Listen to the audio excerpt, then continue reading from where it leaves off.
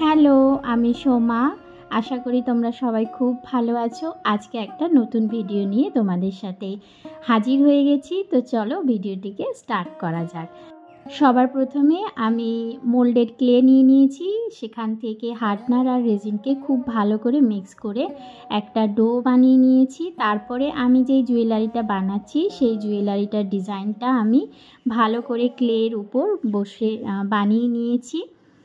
এরপরে যে ডিজাইনটা আমি করেছি তার সাইডে আমি ক্লে দিয়ে দড়ির মতন করে ওটাকে কভার করে দিয়েছি। আর এইখানে দুই সাইডে যে আমি দুটো কাঠের মতন লাঠি ইউজ করেছি, এটা আমার কাছে অনেক দিন থেকে ঘরে ছিল। তো আমি ভেবেছিলাম যে এটা দিয়ে কিছু করব, তো সেটা দিয়েই আমি এই জুয়েলারিটার সাইডে আমি একটা পিলারের মতন ইউজ করেছি।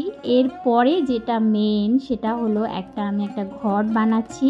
তো ঘট বানানোর প্রথমে ক্লেটাকে খুব ভালো করে মিক্স করে নিয়ে পেছনের দিকটাতে আমি একটু বেশি ক্লে রেখেছি, আমি সামনের দিকটাতে আমি ছুঁচলো করে নিয়েছি। এরপরে এটাকে হাত দিয়ে ভালো করে ঘটের শেপ দিয়ে দিয়েছি।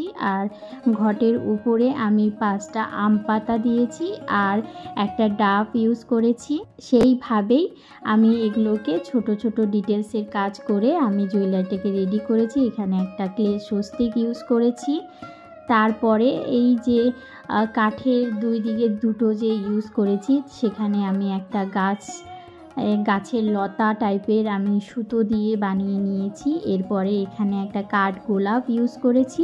তো কাঠ গোলাপটা আমি বানিয়ে রেডি করে লাগিয়ে দিলাম। মাঝখানে আমি একটা কড়ি দিয়ে দিয়েছি। তো পুরোপুরি জুয়েলারিটা আমার রেডি। এরপরে যখন শুকিয়ে যাবে সেই জুয়েলারিটাকে আমি কালার করে নেব। কালার অপশন আমি সবসময় বলি যে নিজেদের পছন্দ মতন কালার অপশন ইউজ করবে, বা কোন কালারটার সাথে কোন কালারটা ভালো যাবে সেটা নিজেদেরকেই ডিসাইড করতে হবে।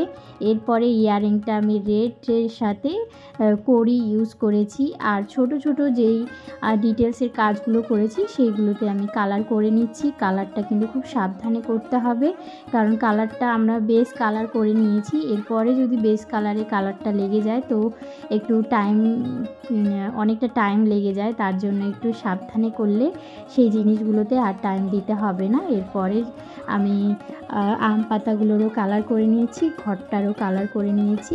বাকি সব ছোট ছোট যে ডিটেলসের কাজগুলো রয়েছে সেইগুলোতে আমি কালার করে নিয়েছি। এই জুয়েলারিটা আমি লং হিসাবে ইউজ করব, তার জন্য পেন্ডেন্টটা অনেকটাই লং রেখেছি। আর কাঠগোলাপটা আমি হোয়াইট আর পিঙ্ক কম্বিনেশনে করে রেখেছি। জুয়েলারিটার পেন্ডেন্টটা এতটা বড়, তার জন্য সাইডে আমার মনে হচ্ছিল যে কিছু কলকা ইউজ করি। তো কলকা আমার সেরকম ভালো নয়, তো যেটুকু পেরেছি সেটুকু করেছি। আশা করি তোমাদের ভালো লাগবে। যদি ভালো লাগে তাহলে কিন্তু কমেন্ট তোমরা অবশ্যই করবে, কমেন্ট করে কিন্তু কেউ যাবে না। আর যদি মনে হয় যে তোমরা আমার জুয়েলারিগুলো খুব ভালো লাগছে তাহলে কিন্তু তোমরা অর্ডার করতে পারো। অর্ডার নাম্বার আমার ডেসক্রিপশানে দেওয়া থাকে, সেখান থেকে তোমরা হোয়াটসঅ্যাপ করলেই হয়ে যাবে।